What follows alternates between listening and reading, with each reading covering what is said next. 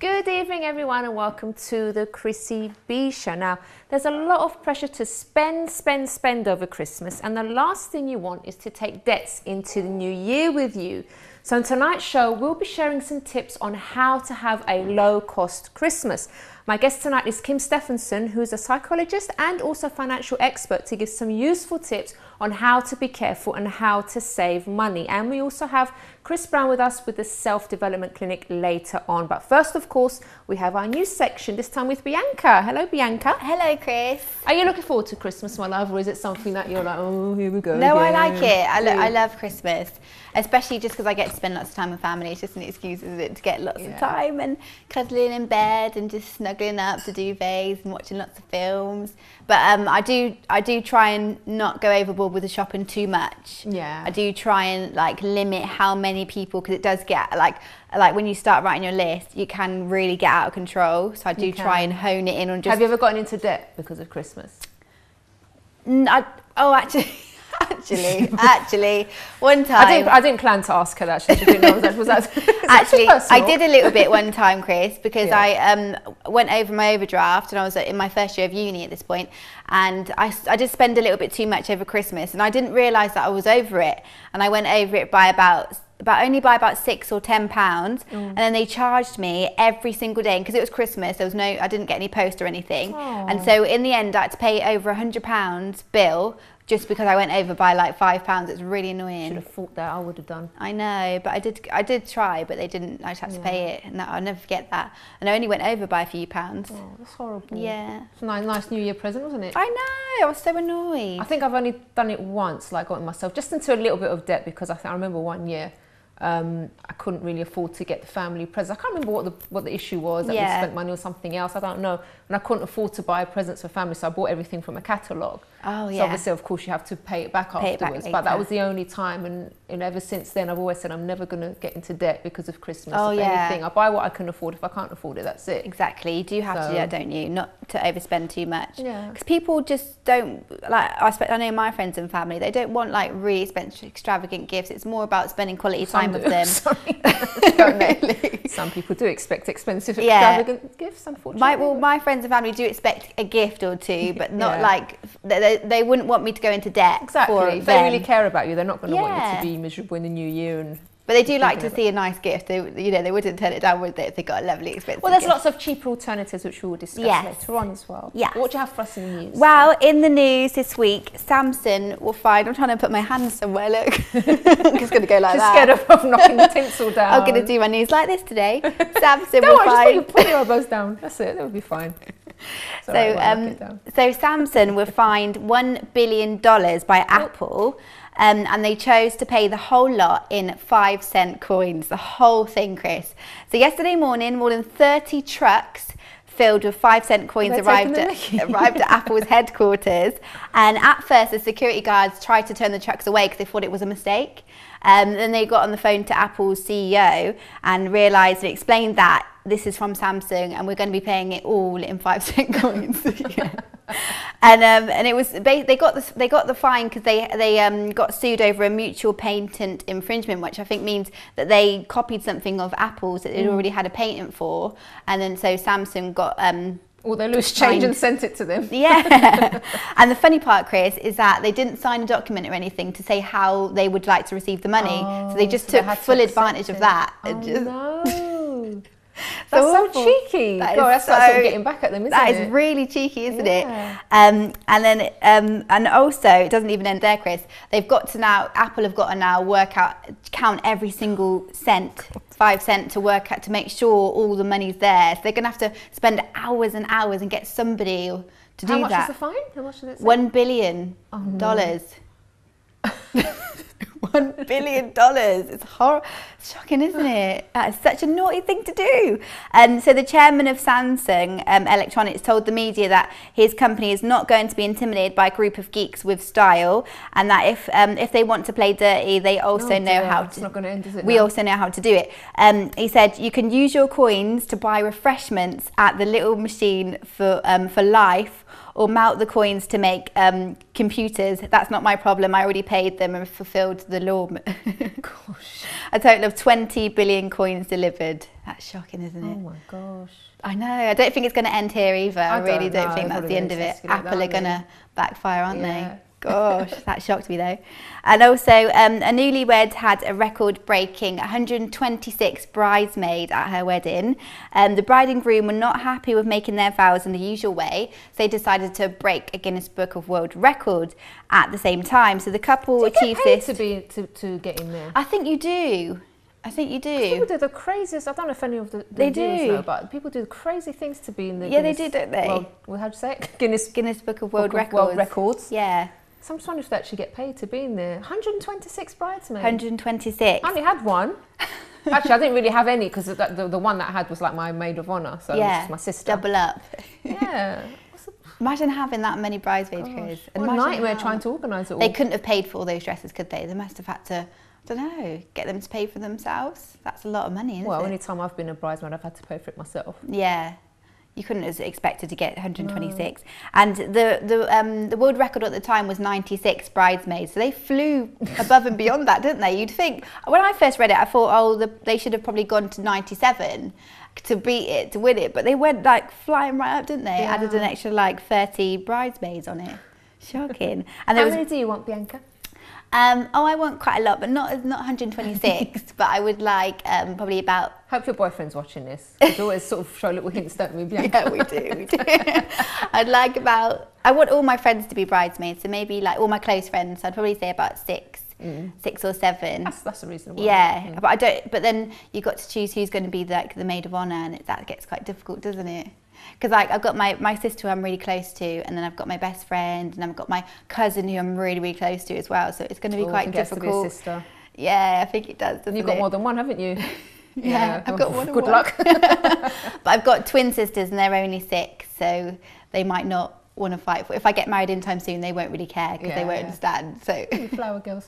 Anyway, let's not get off the point. Sorry. Talk about Bianca's wedding now. Her boyfriend hasn't even proposed or anything. No.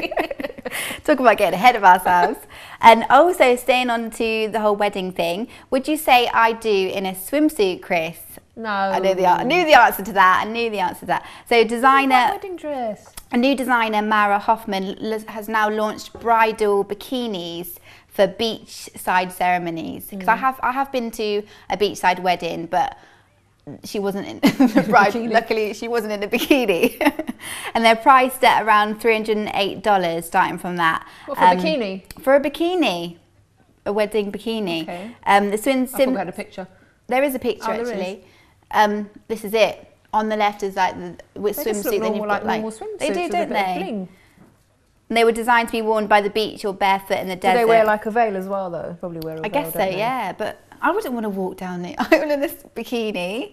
I'm just wondering about the guests. Do they have to be in swimwear too? I didn't even Because it's a bit weird if the bride is wearing like a bikini and then all the guests are wearing dresses and suits. You'd have to stick to a swimwear theme, wouldn't you? To get away with it. Nah, that'd be really embarrassing. To traditional stuff, I think, when it comes to weddings. I wonder if she would jump in the sea afterwards. Yeah, probably. And then, so the designer said, for those who aren't daring enough to say I do in the one piece, the designer's also designed perfect for brides who want designed outfits for brides who want a nice bikini for honeymoon. So that this could be an option for which would be more that's reasonable, isn't it? Yeah. And also, Chris, a beautician. I'd mixed feelings on this, so I want to hear what you got to say about it, Chris. So a beautician has launched a children's birthday party business offering full makeovers to girls as young as 7. What do you think? Now, when I first read it, is going to be? When I first read it, I thought my first thought was, oh yeah, it's a bit of fun. Don't do it if it's not happening all the time and it's a one-off occasion and it's not heavy makeup. It's just sort of like pampering, getting the nails done, and maybe too much. A little bit of that. It's too much because I remember sort of playing around with my mum's makeup, and we used to mess around and everything, but I never would go out with my mum's makeup on. She wouldn't ever take me out with makeup on. Yeah. But I see little girls now, as young as 3, as young as 4, wearing nail varnish and stuff. It just makes me uncomfortable. Yeah. I think it's just they're trying to grow up too fast, and I think you're going to dangerous ground. You've got so many paedophiles everywhere, and like And it's just bad for your skin as well, isn't it? It's such a young age. They don't need it, bless them. They're so beautiful anyway. Yeah, you want to keep their skin as pure as possible at that age.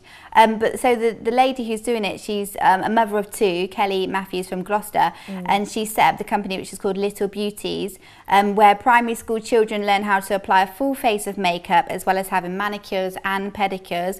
And she's also already apparently got lots of requests for parties. She said some little girls would love a break from the traditional bouncy castle party that every child has. When I was young, I always used to sneak into my mum's room and try on her makeup because I wanted to look up to her.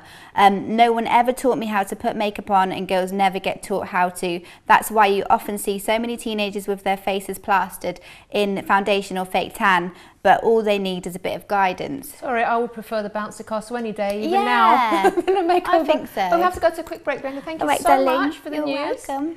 And we'll see you again next time. But after the break, we're going to be joined by Kim Stephenson, and we're going to be talking about how you can avoid overspending during the Christmas period. So do join us after this.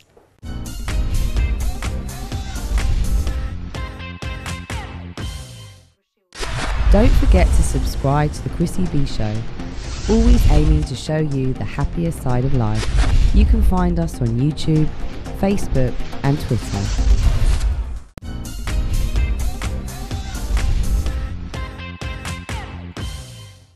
Welcome back, and we're speaking about having a low-cost Christmas, or basically not to overspend on unnecessary things over Christmas. And now I have Kim Stephenson on with me, who's a psychologist and financial expert. Hello, Kim. Hi. How are you? I'm fine, thank you. Gosh, a very stressful time of year, I would say, for many people. Some people love Christmas, you know, they've got loads of cash and they don't really need to think too much about how they spend their money because they won't get into debt because they've got so much cash already. But others who already have debts, or maybe they don't have debts at the moment, but they build up debts because of this period, and it can be very, very stressful, can't it, Kim? It can. Yeah, I mean, the big problem a lot of people have is the assumption you just made that they've got enough money that it doesn't matter. Because, of course, the problem is you get it with kids. People decide, oh, I'm going to give the kids the Christmas that I never had when I was a kid. You know, I've worked all my life, I've made the money, so therefore I can give them all these things. And they want to buy them the Xbox and the bike and everything else. And of course that starts to escalate because you have to get batteries for stuff, and then you have to get extra bits, and you get them an Xbox and then they want a couple of games with it. And suddenly you think, oh, well, I can afford a couple of £100. And it suddenly turns into 500 or 600. Or you start off saying, well, I'm only going to spend £20, but that turns into 40 or 50. And proportionally, it's the same. If you're already in debt, if you're meant to spend 20 and you spend 50, it's just as bad as if, well, I've got 200, you then spend 500. So it's always like double or triple what you were planning to spend. That's the thing. And what people need to start thinking about is, what do I actually want to do here? Because that's the bit that is often most stressful, because people are trying to impress one another. It's like in the first part of the show where you were talking about what weddings people want. Now, for a wedding, what you want is to be happy, to have a nice day that you're going to remember, and then the two of you can look back at the photos and the video and think, oh, what a great day, you know, best day of my life and all that. Rather than, oh, we had 126 bridesmaids, we're in the Guinness Book of Records. So people can do that with Christmas. They can think, oh, well, I want to have the best Christmas party. I want to be one up on my brother or my sister or whatever. So I've got to spend more money. And it's like, why? What you actually want to do is have a really nice time. It's true. I remember going shopping with my mum actually when I was a child too, at Christmas time, and we had so many relatives. And it's like, I remember her dragging me around Marks and Spencer's, we've got to get this for this person. And she used to spend so much money, so much money. And some of the gifts that I got from these people as well, were hideous. I hated them. I hope they're not watching. Well, some of them have passed on now anyway, so they won't be watching, but I'm just saying. But it was like something, you get presents that you don't even like. Yeah. And it's just unnecessary. Well, I think that's a really important point. So one thing about saving money is, if people put a limit on, who are you going to buy for a start? Because, I mean, certainly in my family, you tended to you'd buy presents for immediate family. Exactly. You might get little tree presents when you went round to aunts and uncles and great aunts and great cousins, you know, second cousins and whatever. You've got 1,000 cousins like me. Well, yeah, this was it. I mean, it was a bit like the royal family. You know, you sort of, well, he's a cousin. Well, he's actually a third cousin twice removed or something. Exactly. But yeah, they're all cousins. But we didn't buy for all of those. You'd have, you know, a chocolate orange or something as a tree present. So everybody got something. Something, yeah. But you didn't actually buy major things. So, I mean, that's one. And if people can resist the temptation to say, oh, we've got to buy for everybody. How can you do that and not look cheap though? Because at the end of the day, people do worry about what others think of them, and sometimes they might think, oh, if I don't do something nice for, say, Auntie Mary, she's going to be really upset and things. So there's a lot of pressure on people, because sometimes maybe they're not necessarily trying to beat one up on someone, but they do generally don't want to hurt people's feelings. What do you suggest that they do? I think the best thing to do is, I mean, this was something my dad and my aunt did, was they agreed not to buy one another presents, and they'd say, we'll have a drink on me.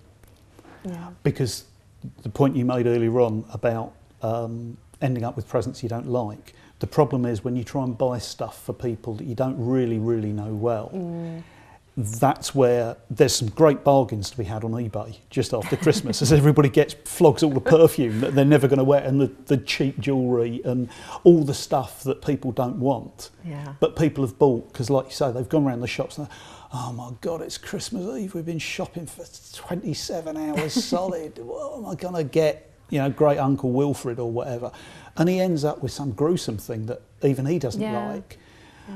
And if people can resist that temptation and say, I mean, the easiest way to do it is to do deals with people. Because if you're really close to somebody, you can say to them, look, I'm getting a bit stressed about this.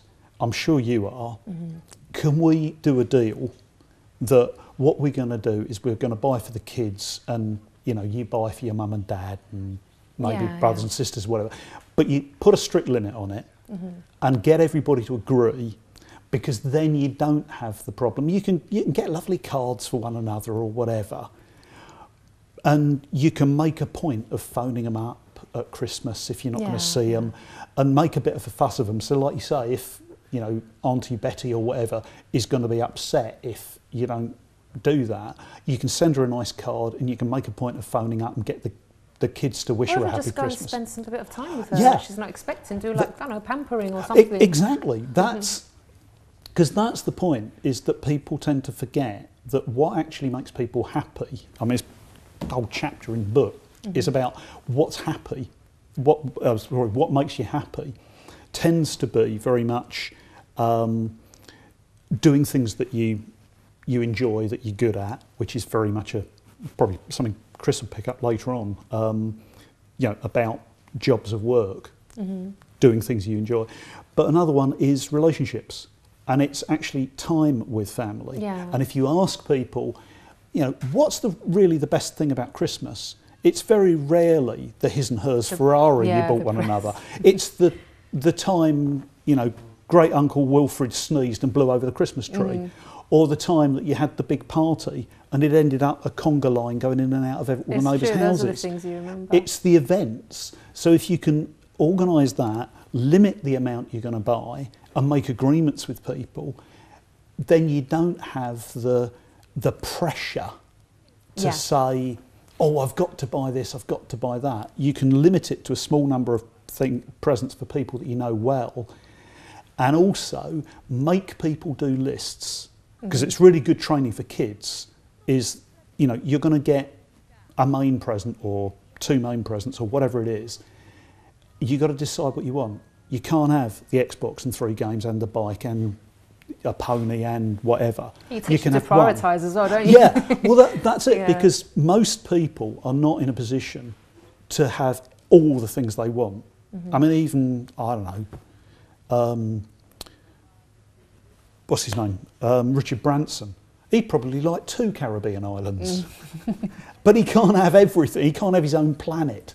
You know, No, very few people can have everything. So if you teach kids, oh, you know, if you tell mum and dad you want whatever, we'll buy it for you, they're going to get an horrible comeuppance when they get a bit older, when you can't afford it all. So if you teach them, okay, prioritise, and similarly all the other, you know, the adults, all, well, you're going to get a present, but you need to decide. What do you want? The only problem is though, sometimes they want one from the parents and one from Santa. So it's like, how do you get around that one? Yeah, I mean, that's a more tricky one. You have to have a deal with Santa. Yeah. But the point is, if you can limit it, because then people make choices and you can make sure that, okay, you're spending 20 quid or 50 quid or 100 quid or whatever your limit you've set on it is, you both know what you're going to spend. So I'm buying for you, you're buying for me. We know what that is, we've got an agreement on it.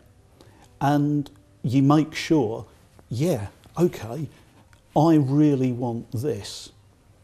So you know what I get isn't going to be on eBay on the 2nd of January, because I really wanted it. It's more practical. I mean, some people might say, oh, it takes the fun out of Christmas, but it's so, like I said, the fun stuff isn't about the gifts and stuff, it's the other stuff. Exactly. And I actually did this with my sister one year. There was a time when I needed to use the money for Christmas sort of period for something else, and I just said to her, and not just with her, but with some other family members, and I said, look, I'm not going to be able to buy presents this year, but we can do something in the new year, but I'm not going to be able to buy presents this year because I need to spend more money this time on something else. And she was like, oh, but I'm still going to get you something. And I said, no, please don't, I'd rather you didn't, you know, keep, you know, spend it on someone else or something else, but I'm going to, it's just for this year, I said to her. And she was fine about it afterwards, and I was able to use that money for something else that I really needed to spend on. So, you know, if people really love you and the people that really matter, they'll understand. That's exactly, I mean, that is a really nice example, because it's, like you say, the whole thing is that if you're going to get on with somebody, if it's somebody you are close to, and you can be honest, and people are really good about that. And actually, it's a good thing to do because it takes the pressure off them. It does, yeah, because people are very precious. But Kim, we're just going to go to a quick break. And then you're going to stay with us because we've got more points to talk about, don't we? Especially the Christmas dinner. That's another one, right? Okay, so do join us after this break.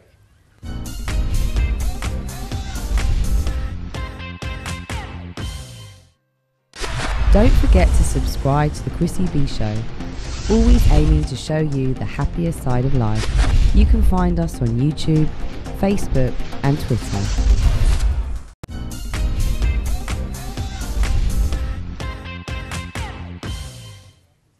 Now, something that you could consider, so not to get yourself into debt over Christmas, is to try and make some money as well. So we asked some people what they did to try to earn £100, and here's what they told us. For a while now, our financial climate has not been good, and as we know, therefore, money's been tight. Now, if someone was to come up and ask you to make £100 in addition to your normal salary, how would you make it and fast? Does going to the bank of dad count? I probably buy loads of cheap stuff and sell them a bit at a higher price to make a bit more profit. I'd find some of my old things that are still looking really good and start selling them off to make some money. Or I make some ice lolly and sell them out. Or who would you sell the ice lollies? Oh, children, of course. I'll go around the streets and say, hey, this is really sweet, new flavor, and see what happens. Cool. Sell paintings, play guitar on the street. I don't know. You play the guitar? Yeah. Well, considering we're hairdressers, probably do private haircuts and make money out of that way. So get like all the clients that we do, charge them say £40 each. That way you've got two clients, you've already got £80. So you do another one, 120 quid. I'm a swimming teacher, so I'd probably hire a pool and do some swimming lessons. I'd like to go and help kids teach, you know, by teaching or doing something along those lines, yeah. So what would you do? Just charge for like individuals into tuition classes? I'd probably just cover costs, like work for a full week and just say, hey, $100, that'll do. Probably find some sort of investment that I could put it into just to get the money back quite quickly. Probably sell half my DVD collection just to make some money. That would probably cover the £100. How would you do it? Where would you sell? I would. I'd have to become savvy with something like eBay and just sell it on there. There's no other. Otherwise, it'd just be a hassle, wouldn't it? Okay, so there's a few ideas for you. Now let's talk about the Christmas dinner, Kim, because that is a huge some people do spend a lot of money on the Christmas dinner, don't they? They do. And they cook too much, and then there's loads of leftovers. Yeah. Although the leftovers, I do enjoy the leftovers. Sandwiches and the curries and stuff. Well, that's one of the big things. Again, mentioned that in the book. One of the best savings things you can do is people learn to cook. Because I'm old enough that they used to do domestic science in schools when I was a kid. I remember that. Yeah. I don't seem to do it now. No. And it's not like you've got to be Jamie Oliver or, you know, domestic goddess or something. It's more that if people are reasonably confident, you can make a curry, you can make a casserole, you can cook things up, freeze them.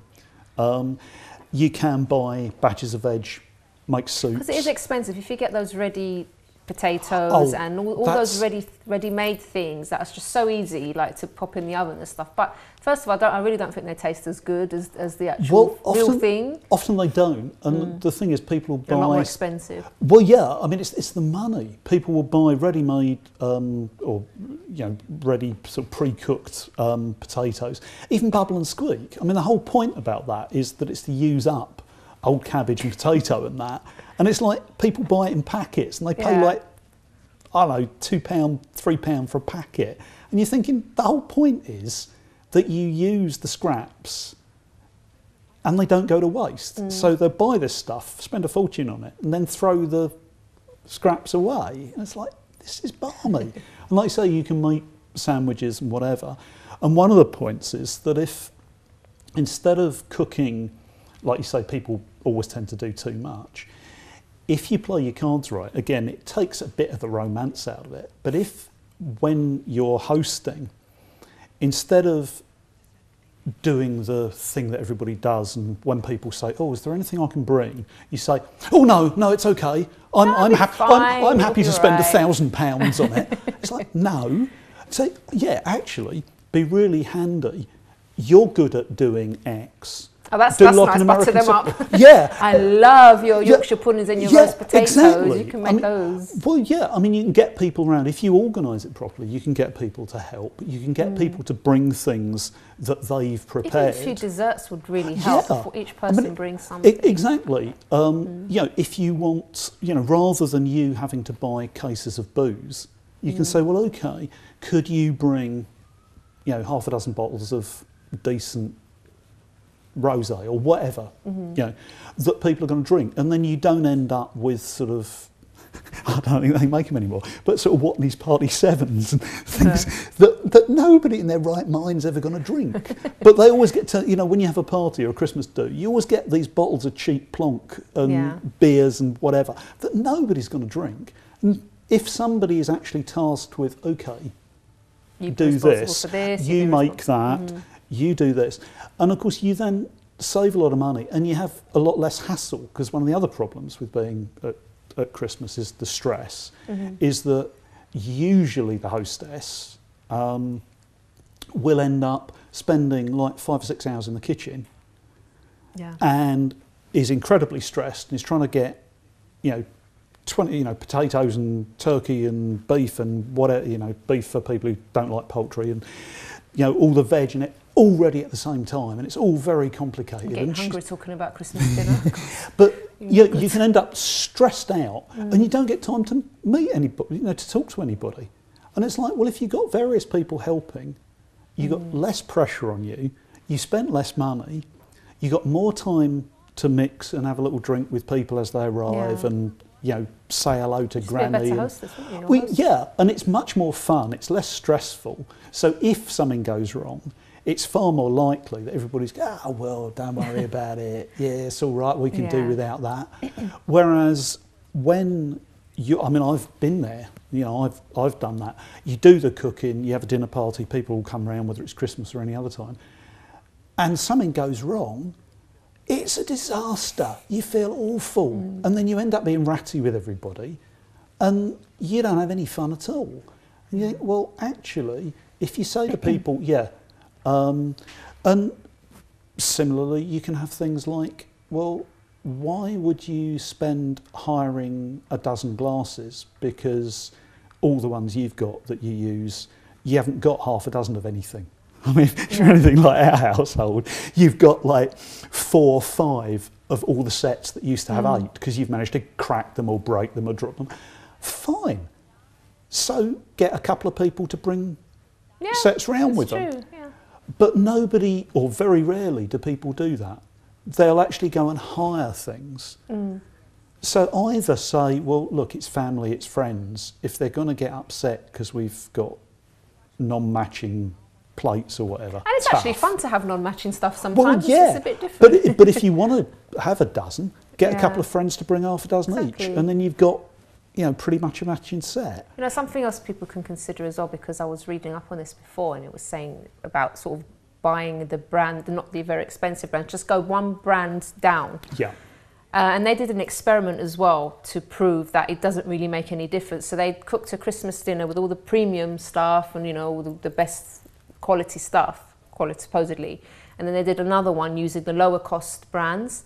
And they gave it to people, and they were asked to vote which one they liked the most. And they all liked the cheaper one. Yeah. So that was like, oh, they couldn't tell any difference, and they even preferred the cheaper one. Yeah. So it's worth considering. You don't necessarily need to spend, you know, to go for the top brands. Obviously, if you can afford it, it's not going to get you into debt, go for it. But otherwise. Well, it's a big thing. I mean, this is, you know, not just for Christmas, as any time. It's a really good experiment to do, is to try doing that, and it's a good one to teach kids about things, is get them to compare things. Yeah. You know, does the brand of washing powder or whatever that you normally use get your whites whiter, in fact, or does the one that's half price do just as good a job? And if you do trials like that, I mean, it's a tactic. It's, you know, the psychology of it is, well, how do you persuade yourself to do that? And generally, Christmas is a good time because you are getting together with family, you are getting together with friends, you are around people that, at least in theory, you love and trust. So you can try those experiments. And I mean, one of the classics is, oh, we've got to have champagne. Why? Can anybody in the group that you've got actually tell champagne from Carver or Frasonnet, which are like half the price? If not, who cares? It's like, why buy £100 bottle of wine if none of you can tell the difference between that and a £10 bottle? It's all about thinking, isn't it, and not getting carried away with the whole spirit of... If people think, oh, I've got to show off to my family, you think, well, why is that? Why do you think you've got to do that? Why have you got to impress your family and your friends? Because they're the people you can see at Christmas. And also that kind of puts a question on like how maybe you've been treating them the rest of the year, because it's like, if you've been great mum, for example, or, you know, great auntie or whatever throughout the year, you wouldn't feel the pressure to have to go overboard. But maybe some people do it because they feel guilty. I've been a terrible mum, or I've been a terrible daughter this year, so let me make it all up at Christmas. But the trick is to, you know, be nice the whole year through. Yeah, I mean, and again, that's one of the things. If you don't have that fantastic expectation that you're going to be the hostess with the mostest, you're going to provide everything for everybody. If you're actually going to be honest and say, well, actually, Mum, it'd be great if you could do so and so, because I'd really appreciate it. And you know, you get friends who are coming round are going to bring something with them that you actually need, not something that you're not going to use. Yeah. You know, they're going to bring, you know, you can end up after Christmas with, I don't know, half a dozen really expensive out of season bunches of flowers and some chocolates that you don't really want to eat because you're trying to shed the pounds you put on eating all the Christmas dinner. And all that. And you know, if you can actually say to these people, well, look, if you could bring so-and-so, and you could bring so-and-so, and you can bring so-and-so, it makes people feel useful. And it breaks the ice, and people are much more helpful, and they tend to be, you know, much more prepared to muck in and do stuff. Yeah. And they're more tolerant of one another's kids if the kids get a bit rowdy and all the rest of it. And everybody has a much better time. Everybody's much less stressed, and everybody, you know, spends a lot less money. Whereas it's okay, you know, I can pay for it all. No, I'll organise it. Don't do anything. Because then it means that they've got to do this, or they feel they've got to do the same thing. So everybody spends masses of money, gets really stressed, nobody has a good time. And you think, And that's then a bit it sad. just gets carried into the new year as well. Yeah, and then, like you say, all through the year, people are trying to pay back. And you think, no, you don't want that. You don't want to be competing. It's supposed to be about fun. Yeah, that's the bit that makes you happy is having the nice relationships. Exactly. So if you can be honest, that's what it's all about, isn't it, Kim? be honest and share things and say, look, I'd really appreciate your help with this. Because I mean, something my dad said to me years ago was, if you feel worried about asking for help, imagine how you feel. So I mean, if you're going round to your sister or whatever at Christmas, and she phones you up before and says, Chrissy, look, I hate to ask, but would you mind doing so-and-so for me? Because I really would appreciate your help. Do you think, oh, what a pathetic sister, you should be able to cope? No, you feel really good. Oh yeah, fantastic.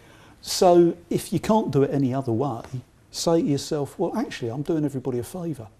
I'm showing them how much I appreciate their help. I'm saying what a great person they are. That's great advice, Kim. Thank you so much. And we do have to end there because we need to go to a break. But do have a wonderful and debt-free Christmas. Deal? I'm sure you will. Got a wise head on your shoulders. Yes. Thank you so much. And after the break, we're going to be joined by Chris Browne with the Self-Development Clinic.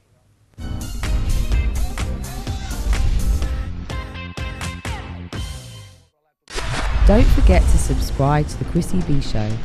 Always aiming to show you the happier side of life.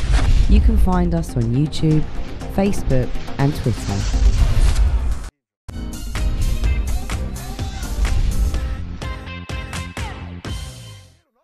Welcome back, and now we have the Self-Development Clinic with Chris Browne. Hello, Chris. Hello, Chrissy. How are you? I am really good today, I'm really good today because I was just thinking. It's not Christmas yet, well, we're getting there. It's a countdown, I get kind of excited. I start thinking of all the gifts and all what I want to give away and everything like that, but hey, it's a good feeling. We just spoke that the important part of Christmas isn't about the gifts. And the first thing he says is, I'm excited about all the gifts. It's my birthday around that time, so, It's the same. I'm not supposed to say that one. I'm not supposed to say that one, no. I'm sorry. Never mind. Chris's birthday is very close to Christmas. Yeah. Yeah, okay. Anyway. Right, let's carry on. Okay, today I'm going to talk about the power of words. And it's really funny. Do you remember, I don't know if you can remember, I can remember actually a while back where when I was younger, they used to say this thing, anytime some other child called a child a name or something like that, they'll say things like, sticks and stones may break my bones, but words may never hurt me. Now, what I'd want to know is who invented that? Because it's a lie. That's it. It's a big lie. Words do hurt at the end of the day, and they can do a lot of damage. And in saying that, I was doing a bit of research as well. I was looking at the whole thing of the dictionary. Now, some might think, well, that's boring, sit there looking at a dictionary all the way through. But think about this. It's actually, they say that there's 3,000 words, right, that actually describe emotions.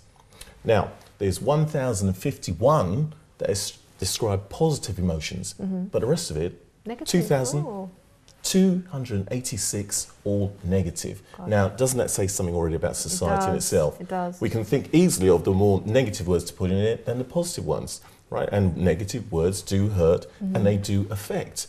Now, what we're talking about particularly here is what words do to your life, because that same thinking I was always talking about, change your mind, it will change your life, right? So you think about it, the words you actually use can determine part of the direction you go in life, which is quite extraordinary when you think about it. I mean, I'll show you, let's just do a little test here. Just a really quick one, and you at home, you could do this as well. I have cards this time. Yeah, you got some cards this time. And we're talking about words and behaviours, right? And what I want you to do is this. I'm just going to say the same word twice, or a sentence twice. And the first one I say, and it'd be good if you do this at home as well, the first word that I say, I want you to write down between 1 to 10, right? 10 the highest of the emotions, and 1 the lowest, right? So when I say it, I don't want you to think about it. I want you to actually feel it instead. So you're going to have to just close your eyes just a second when I say it. So here's what I'm going to say to you right now, right? Enraged. You can open your eyes and write it. Okay, I'm trying to write with my eyes closed. You didn't tell me that before, Chris. Right, you can open your eyes. You can open your eyes and make sure you watch the show as well. You said you were going to say it twice. Right, okay. Now here's how I'm going to do it again. The same word, but I want you to write down what it sounds like to you now between 1 to 10, right? Annoyed. Annoyed. Between 1 to 10, right. Okay, right? So that's one that is enraged and annoyed, right? Let me just try this one. Imagine this, you're in a little meeting, right? You go into a meeting and there's some things that's really frustrating you. Now listen to this sentence and tell me, close your eyes and listen to this, right?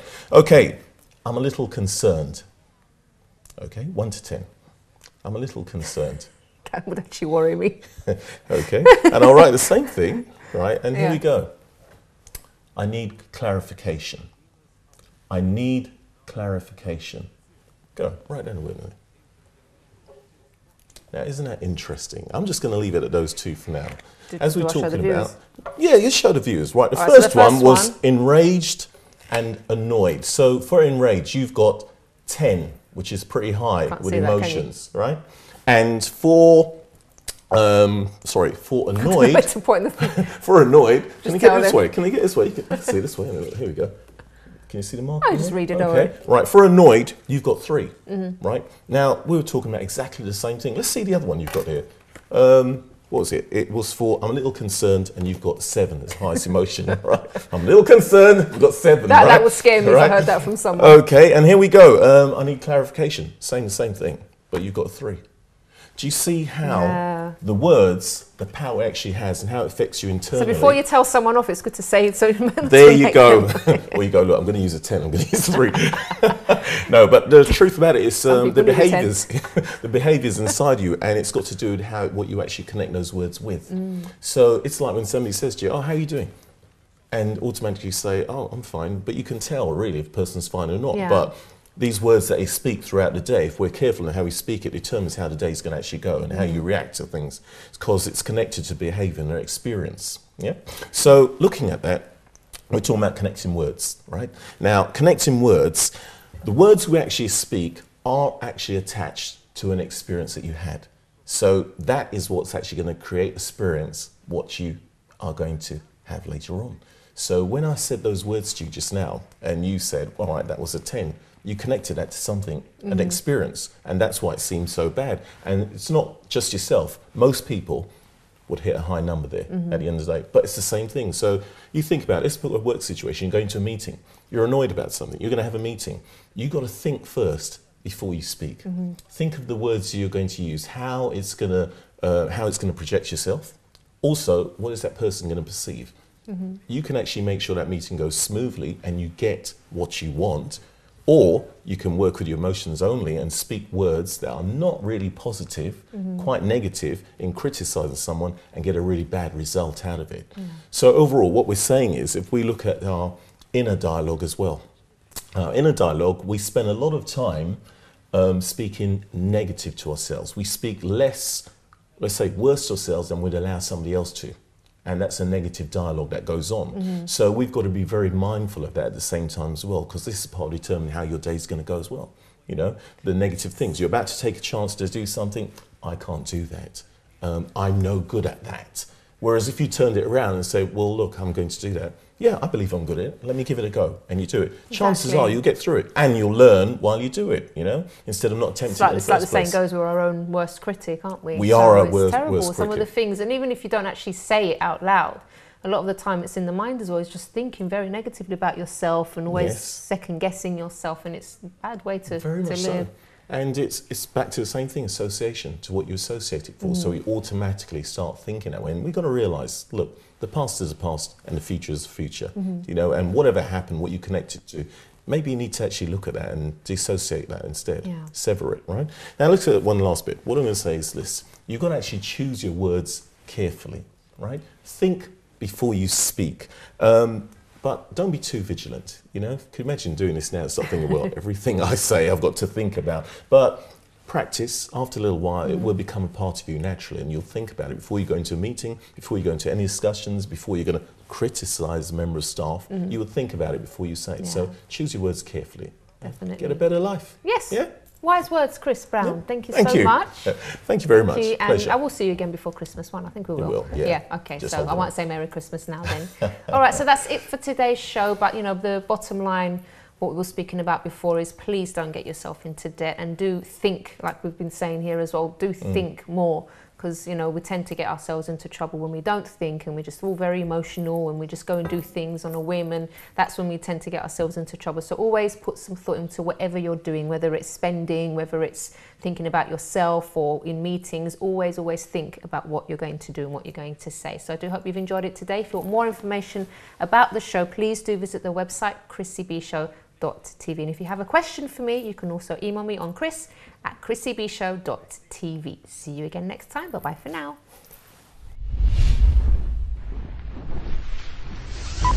And I mean, I've just seen around your building, there are certain snacks that you promote and certain snacks that you discourage, you know, such as oh, no, just keep going.